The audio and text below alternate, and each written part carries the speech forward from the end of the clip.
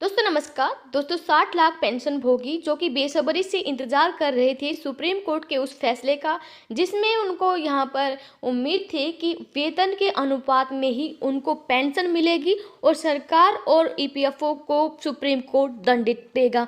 उस मामले में वीरवार को सुनवाई हो चुकी है और सुनवाई के बाद सुप्रीम कोर्ट ने क्या फैसला लिया है, वीडियो के माध्यम से हम आपको पूरी जानकारी देंगे।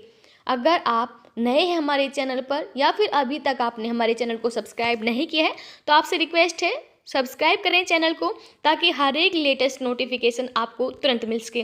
तो दोस्तों वेतनभोगी पेंशन धारकों के लिए आखिरकार पेंशन को लेकर फैसला सुप्रीम कोर्ट ने सुना दिया है। इससे पहले भी 31 जनवरी को कोर्ट ने वर्ष 2019 के अपने उस फैसले को वापस लेते हुए पुनर्विचार करने का फैसला लिया था, जिसके तहत अधिकतम पेंशन योग्य वेतन प्रतिमाह 15,000 रुपये की सीमा को खत्म कर अधिक पेंशन देने का रास्ता खुला था।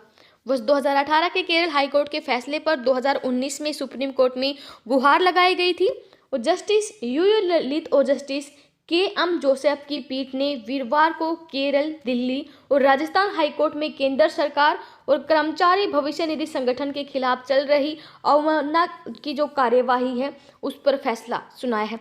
दोस्तों आपको जानकर दुख होगा कि सुप्रीम कोर्ट ने इस फैसले को फिलहाल रोक दिया है। वेतन के अनुपात में पेंशन देने का आदेश पर सुप्रीम कोर्ट ने फिलहाल रोक लगा दी है।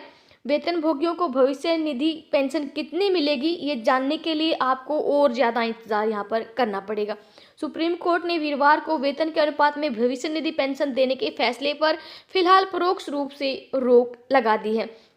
तो दोस्तों वेतनभोगी पेंशन धारकों को एक बार फिर से यहाँ पर इंतजार करना होगा। इससे साफ है कि वेतन के अनुपात में पेंशन देने के आदेश का अनुपालन न करने पर फिलहाल केंद्र सरकार और ईपीएफओ को दंडित नहीं किया जाएगा। इन सभी हाई कोर्ट में दायर अवमानना याचिकाओं में कहा गया है कि 1 अप्रैल 2019 को सुप्रीम कोर्ट से मुहर लगने के बाद सरकार और ईपीएफओ ने वेतन के अनुरूप पेंशन की रूपरेखा तैयार नहीं की है। सुनवाई के दौरान केंद्र सरकार की ओर से पेश अटॉर्नी जनरल के वेणुगोपाल और ईपीएफओ की ओर से पेश वरिष्ठ वकील सीए सुंदरम ने पीठ से सितंबर 2018 के केरल हाईकोर्ट के उस आदेश पर रोक लगाने की मांग की, जिसमें वेतन के अनुसार पेंशन देने को कहा गया था, लेकिन पीठ ने फिलहाल रोक लगाने से इनकार कर दिया। वास्तव में वीरवार को जस्टिस ललित 2 सदस्यीय पीठ में बैठे थे, जबकि इस मसले पर विचार 3 सदस्यीय पीठ कर रही है। श्रम मंत्रालय व ईपीएफओ द्वारा केरल हाईकोर्ट के आदेश का विरोध करने का कारण है कि इससे पेंशन 50 गुना बढ़ सकती है।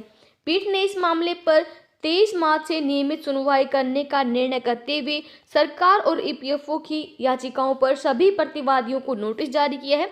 शीर्ष अदालत ने इस मामले को महत्वपूर्ण बताते हुए कहा कि हम लोगों को अधिक इंतजार नहीं करवा सकते हैं, तो ये जानने के लिए बेकरार हैं कि पीएफ पेंशन का स्वरूप क्या होगा और भविष्य में इसके लिए क्या है। तो सुप्रीम कोर्ट ने लास्ट डेट हियरिंग की डाल ली है 23 मार्च। सुप्रीम कोर्ट का कहना है कि 23 मार्च को ही सुनवाई होगी और उनका कहना है कि बुजुर्ग पेंशन धारकों को और ज़्यादा इंतजार हम नहीं करा सकते हैं।